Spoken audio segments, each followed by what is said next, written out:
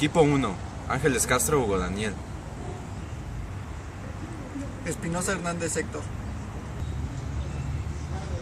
Rodríguez Hernández Ángel Iván. Práctica 2, circuito RL.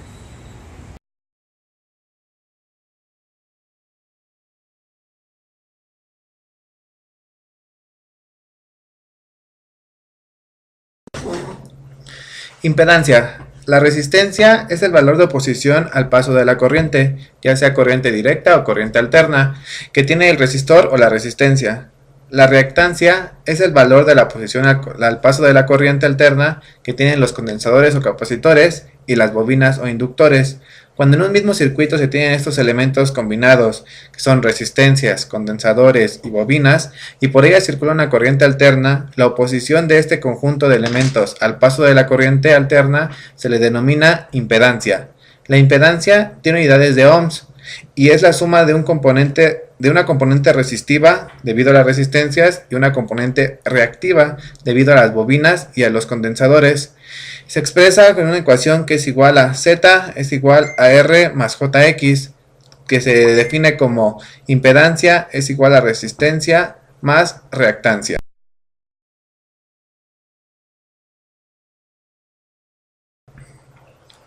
Diagrama de impedancias. Se pueden representar las impedancias de las resistencias, capacitores e inductores entre los extremos de los componentes como vectores giratorios en un plano complejo. La magnitud o longitud de los vectores es el módulo de la impedancia y el ángulo que hacen con el eje real es igual al ángulo de desfase con respecto al generador de referencia. Con un poco de costumbre y un mínimo de conocimiento sobre geometría, esas representaciones son mucho más explícitas que los valores o las fórmulas. Por supuesto, estos dibujos no son en nuestra época un método gráfico de cálculo de circuitos. Estos dibujos pueden facilitar la escritura de las fórmulas finales utilizando las propiedades geométricas. Aquí lo podemos ver, donde la línea roja es el módulo o la magnitud de la impedancia, que se divide en sus dos componentes. En el eje de las abscisas podemos ver el valor real o el valor de la resistencia. En el eje de las ordenadas podemos ver el valor imaginario o el valor de la reactancia, debido a que la impedancia es igual a resistencia más reactancia.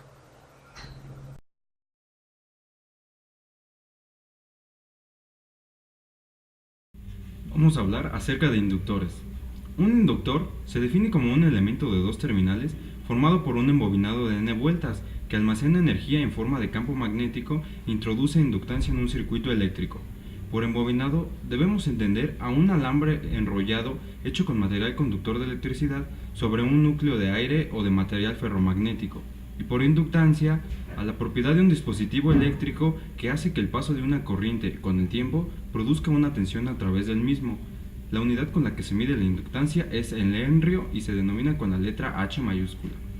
El inductor se comporta en corriente alterna como almacenador de energía, por lo tanto, dependiendo del tiempo en el que se mire su comportamiento, podemos observar que en cierto instante la almacenará energía y en otro instante entregará energía almacenada al igual que una fuente.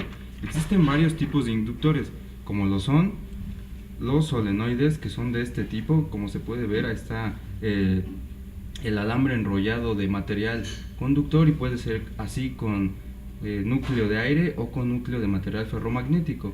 Bien, se dan su valor comercial desde 1 nanohenrio hasta 15 milihenrios, y sus principales aplicaciones son los transportadores y los filtros. Están también los toroides, que son de este tipo, que como se puede ver tienen muchas más vueltas que los selenoides y son de un tipo de una especie dona o bobina circular. Sus valores comerciales normalmente rondan 1 milihenrio hasta 30 milihenrios, y sus aplicaciones más comunes son equipos de transistores de radio. También existen los encapsulados, que se puede ver que son bastante parecidos a las resistencias, e incluso su código de colores es bastante parecido al de los resistores. Sus valores rondan entre 0.1 microhenrios a 1 milihenrio, y sus aplicaciones principales son osciladores y filtros.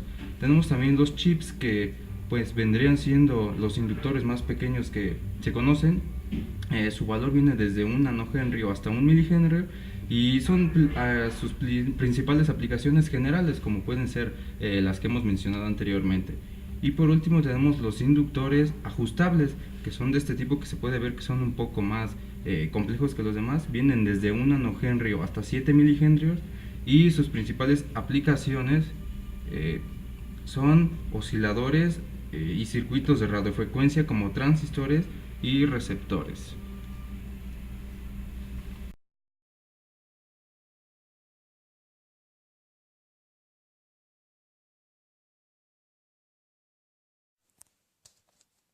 Representación fasorial y sinusoidal de un inductor. Para comenzar, un inductor es un conductor recubierto por un aislante enrollado en forma de espiral sobre un núcleo de aire o de algún material ferromagnético. Su representación en un circuito es la siguiente. Y las ecuaciones que involucran la tensión con la corriente en un inductor son: el voltaje es igual a la inductancia por la derivada de la tensión con respecto del tiempo, o el voltaje del inductor es igual a J omega L por la corriente del inductor. Recordando que el inductor tiene una característica principal, la cual es la reactancia inductiva. Esta se considera la oposición al paso de la corriente eléctrica en un circuito y se considera la parte imaginaria de la impedancia en un circuito eléctrico, ya que la impedancia involucra los fasores de la tensión y la corriente en el circuito. Recordando que la impedancia se representa por la letra Z y esta tiene una parte real más una parte imaginaria. En el caso de un inductor ideal se considera solo la parte imaginaria. En su representación fasorial, los fasores de la tensión y la corriente se observa que tienen un desfasamiento de 90 grados. Esto es decir, que la tensión se adelanta a la corriente 90 grados o que la corriente se atrasa con respecto a la tensión 90 grados. Esto se ve claramente en la representación fasorial de la corriente y la tensión. Para obtener el ángulo de la tensión es igual al ángulo de la corriente más 90 grados. En un diagrama sinusoidal, las ecuaciones de la tensión y la corriente con respecto del tiempo, se observa que ambas ondas se encuentran fuera de fase 90 grados. Esto coincide con esto representa las gráficas de tensión-tiempo de un inductor. Cabe mencionar que para un inductor real no solo se debe considerar la parte imaginaria, sino que debido al material de que están fabricados, estos presentan una resistencia interna, por lo cual la correcta representación de un inductor en la práctica es la siguiente.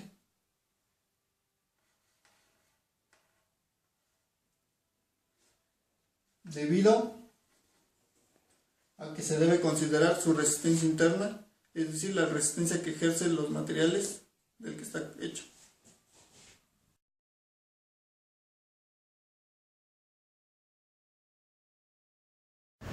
Procedimiento 1. Medimos los valores reales de las resistencias en el inductor y el resistor. 2. Realizamos teóricamente el cálculo de la impedancia de cada uno de los elementos del circuito y posteriormente calculamos la corriente total y la tensión en cada uno de ellos para llenar la tabla 1 con dichos valores. 3. Procedimos a armar el circuito RL y con la ayuda del multímetro medimos la tensión en el inductor, la tensión en la resistencia y la corriente total del circuito para comprobar los resultados teóricos. 4. Posteriormente, conectamos el canal 1 del osciloscopio a las terminales de la fuente y registramos el potencial proporcionado por la misma y el canal 2 al inductor. Cabe mencionar que el elemento a medir debe estar conectado directamente a neutro, sin que haya elementos en medio de esa rama, para determinar el valor del voltaje RMS de dicho elemento. Y repetimos el mismo procedimiento para obtener el valor del voltaje RMS en el resistor y llenamos la tabla 3. 5. Calculamos el valor del ángulo de desfasamiento utilizando el método de la curva de Lissajous en el osciloscopio, interpolando los valores para calcular BY y BP y obtener así el ángulo de desfasamiento entre la corriente y el inductor. Realizando el mismo procedimiento, determinamos el ángulo de desfasamiento entre la corriente y el resistor y con esos valores llenamos la tabla 4.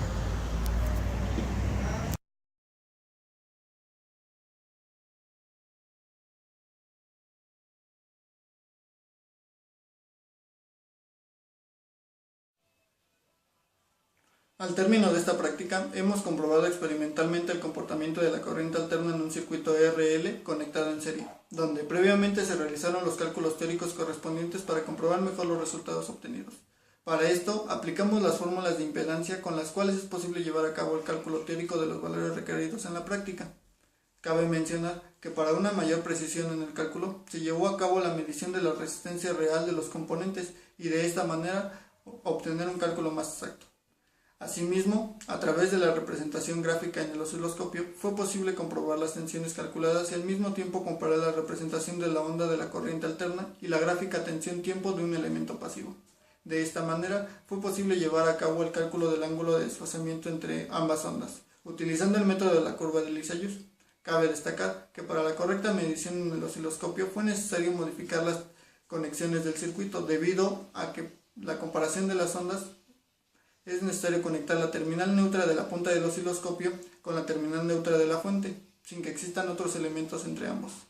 El uso del osciloscopio nos ayuda a comprobar que en un circuito RC existe un desfasamiento entre la onda de la corriente alterna y la onda de los elementos pasivos del circuito.